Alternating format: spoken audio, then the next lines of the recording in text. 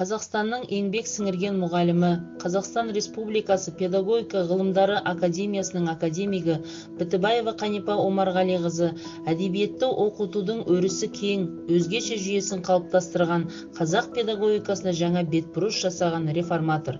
2009 жылы Білім және ғылым министрлігінің номер 977 бұйрығымен Қанипа Омарғалиқызы Бітібаеваның кабинеті республикалық ғылыми әдістемелік зертхана болып ашылды.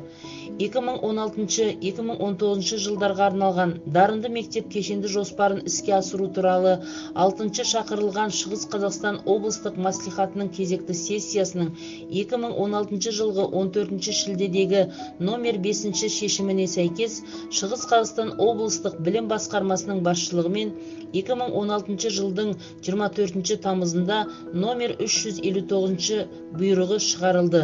Осы бұйрықтың негізінде облыстағы Қанипа Омарғалиқызы Бітібаева атындағы атаулы зертханалардың саны 16-ға, қауымдастықтың саны 9-ға жетті. Зертхананың мақсаты әлемдік білім беру кеңістігіне ену кезеңіндегі инновациялық әдіс тәсілдерді зерделей отырып, тиімділігін сараптау. Қанипа Омарғалиқызы Бітібаеваның ойтастау, ойланту, ойлау технологиясын тәжірибеде қолдану арқылы оқушылардың қазақ тілі мен әдебиеті пәнінен білім сапасын арттыру.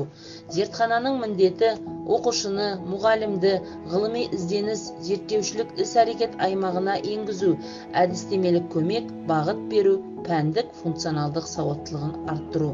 Мұғалімдердің іс тәжірибесін зерделеу, диагностикалық талдау жасау, педагогикалық жаңа идеялар желісін құру. Республика көлемінде облыс орталықтарынан жалпы білім беретін мектептерден зертхананың филиалдарын ашып, жаңа форматтағы мұғалім дайындау, оқушыларды ғылыми зерттеу жұмыстарына баулу. Зертхана Шығыс Қазақстан облысының білім басқармасының Шығыс өңірлік орталығы мен Шығыс Қазақстан облысының ғылыми практикалық дарын орталығы мен Сәрсен Аманжолов атындағы Шығыс Қазақстан мемлекеттік оқытушыларымен бірлікте жұмыс жасап, республикалық облыстық деңгейде ғылыми практикалық конференциялар мен семинарлар өткізіп келеді. Атаулы зертхана филиалдары онлайн желісінде байланысқа шығып, зертханада шеберлік сыныбы, оқу әдістемелік семинар, диалогтық алаң, онлайн сабақтар, мұражай сабақтары, қашықтық сайыстар жүргізу дәстүрге айналды. Бүгінде ұстаздың артына қалдырған сансыз еңбектері ғасырлық мұрамыздай.